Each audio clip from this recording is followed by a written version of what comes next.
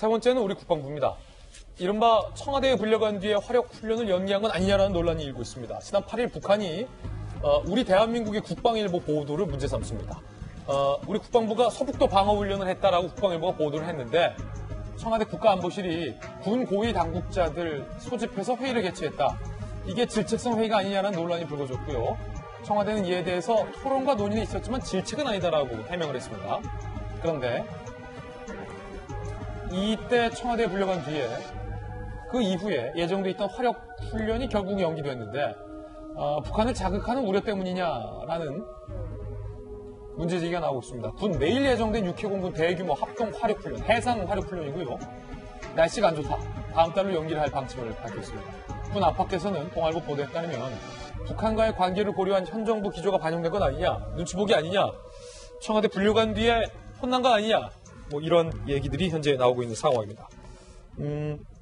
일단은 팩트부터 체크해보죠. 이재민 기자. 예. 정말로 청와대에서 질책성 회의를 했기 때문에 군이 눈치 보느라 연기를 한 겁니까? 아닙니까? 사실관계가 굉장히 좀 애매모호한데 애매모호한 게 있어요. 일단 두 가지 사실 팩트가 있는 거죠. 하나는 북한에서 우리 군의 서해 도서 그 방어 훈련을 문제 삼는 게 맞고요. 거기에 대해서 청와대가 오후에 회의를 했었죠. 근데 청와대의 주장은 그러니까 일부 언론에서는 그것이 군이 왜 청와대 충분히 협의 없이 그런 훈련을 해서 북한에 반발을 사느냐 이래서 질책을 했다. 이런 게 일부 언론에서 보도됐었는데 청와대는 전혀 부인했었죠.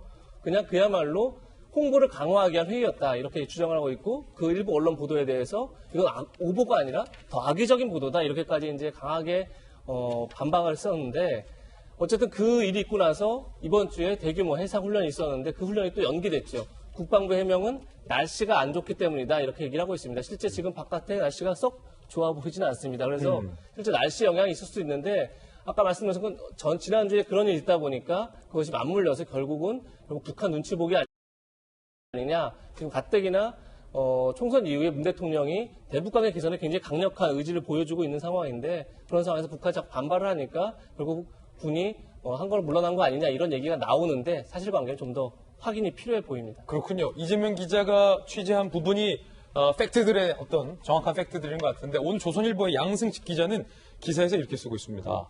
청와대는 질책은 없었다고 했지만 군에서는 북한이 화를 낸 직후 예정에도 없는 회의를 청와대가 열고 이례적으로 계룡대에 있던 육해공군 공보 책임자들까지 전부 소집한 것 자체가 질책이라는 말이 나왔다. 라고 이 얘기를 했군요. 어떻게 보세요? 청와대에 있으니까.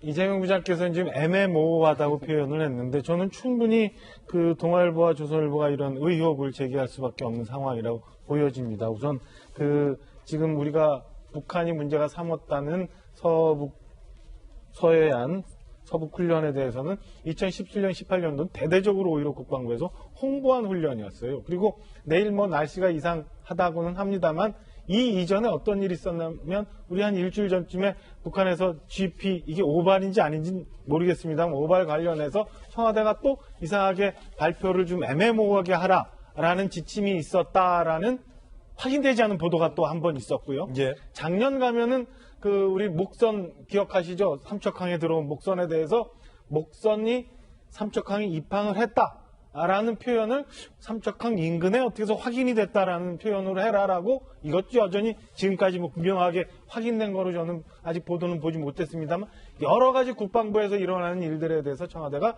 지침과 혹은 사후에 질책성 뭔가 회의를 한 것들이 축적이 되다 보니까 이런 건이 생기면 청와대가 당연히 너무 많이 개입한 거 아니냐, 북한의 눈치 보는 것 아니냐 이런 의심을 살 수밖에 없는 상황으로 가고 있는 것 같고요. 제가 볼 때는 제가 봐도 좀 석연치 않은 부분이 있고 굳이 이런 일이 있었다고 해서 청와대에서 모두 다 모여가지고 주요 민감 사안 홍보 시 BH, 그러니까 청와대와 관계부처 사전 협의를 강화해라라는 지침을 국방부가 스스로 만들고 청와대에게 답을 구할 필요는 없지 않았나라는 생각이 듭니다. 에이, 설마 변함부 변호사님, 북한이 국방일보 보도를 문제 삼았다고 청와대가 질책성 회의를 열었겠습니까? 설마. 그런 회의 자체가 이례적이냐 통상적이냐라는 것이 가장 중요하지 않을까 싶네요. 북한에서 그렇게 반응했을 때 청와대에서 항상 회의를 열어가지고 경위를 확인했었다고 한다면 이건 전혀 질책도 아닌 거고 통상적인 국정 수행의 과정이 됐을 텐데 이례적으로 토론과 논의가 열렸었다고 한다면 그 회의에 참석했던 국방부 관계자들은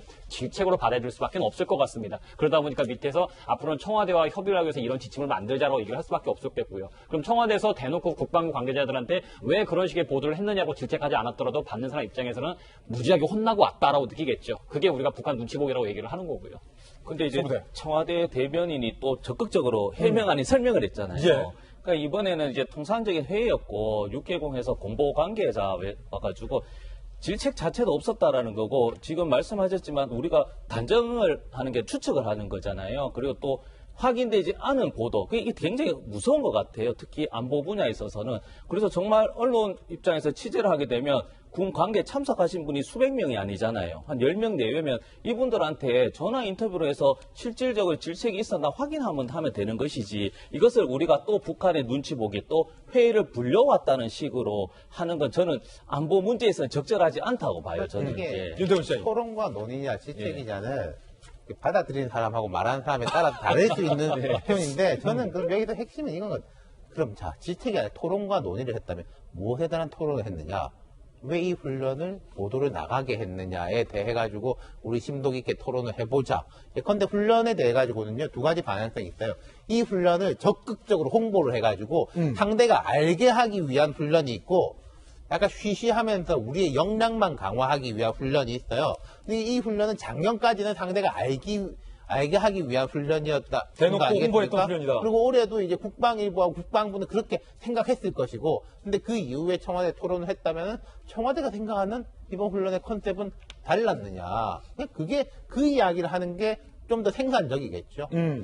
지금 이 훈련과 관련해서 속도서 6회 공군 합동 화력 훈련인데 이게 지난번 훈련 때까지만 하더라도 국방일보 등에 굉장히 공개적으로 했었던 훈련입니다. 예컨대 북한이 동해상에서 무력 도발을 일으킨 상황을 가정해서 우리 군이 어떻게 대응을 하느냐. 이른바 한국판 강철비로 불리는 다연장 로켓까지 동원하는 대규모 훈련인데 갑자기 비공개로 전환이 된 부분, 그 부분과 관련돼서도 초기에 군사 전문 기자 등을 통해서 왜 갑자기 이번에는 비공개로 돌리느냐라는 의문이 제기됐던 터였잖아요. 예, 물론 그러니까 지금 여러 가지 의문 제기들이 있었는데 그러니까 과연 이게 토론이냐 질책이냐 말씀하신 게 딱 맞는 것 같습니다. 그러니까 말하는 사람은 이건 토론이라 생각하지만 받는 입장에서는 갑자기 오라고 그랬는데 자, 앞으로는 우리랑 협의해라라고 하는 얘기 자체를 질책으로 느낄 수도 있는 거죠. 그렇게 굉장히 애매한 부분이 있는 것 같은데 또 아까 말씀하신 것처럼 외교 안보 연화에 있어서 뭔가 좀 너무 단정적으로 가서는 안 된다 이런 것도 분명히 존재하는 것 같습니다. 그런데 더 중요한 건 국방 이슈가 자꾸 정권의 판단에 따라서 아까 얘기한 것처럼 어떨 때는 그냥 대규모 홍보를 하고 어떨 때는 쉬쉬해서 모르게 되고 이런 식으로 오락가락 한다는 것 자체도 문제가 분명히 있는 거죠. 그러니까 물론 북한을 우리는 이제 맞대에 있고 거기에 대해서 어떤 사인을 줄 것이냐 이것이 앞으로 외교 현안에서 굉장히 중요하기 때문에 그런 점들을 고려해야겠지만 지금 국방부가 굉장히 정권에 어떤 휘둘린다? 뭐 이런 표현들이 자꾸 나오는 것 자체가 어떻게 보면 우리 외교 안보를 해나가는 데 있어서 별로 좋은 사인은 아니다. 이런 생각도 분명히 듭니다. 그래서 예. 지금 이번에도 지금까지 이전에는 굉장히 공개적으로 훈련했었고 또 그것을 대대적으로 홍보했었는데 이번엔 전혀 다른 방향으로 갔다면 거기서 설명이 좀 필요하지 않을까 이런 생각도 듭니다. 예, 원래 이 훈련이 제가 알기로 제가 국방부 출입기자 출신이잖아요. 강원도 고성.